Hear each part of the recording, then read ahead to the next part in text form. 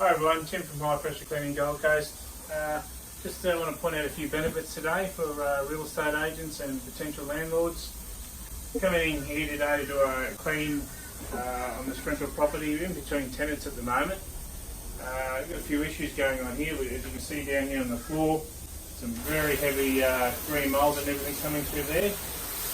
Big issue with that obviously is increased liability, slips, trips and falls there. So we're going to be doing a soft wash in this house today. Also too, if we come through here and have a look up here, you can see just the state of the guttering and everything. So as always, coming through and soft washing this house.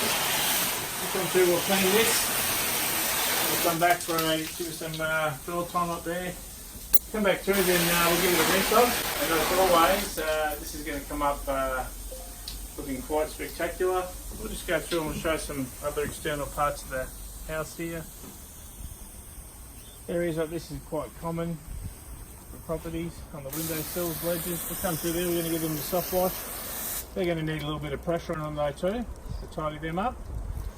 But basically we'll be starting at the top of the house. Going the outside into the roofing there and the tiles. Getting a good coat all the way through and working our way down.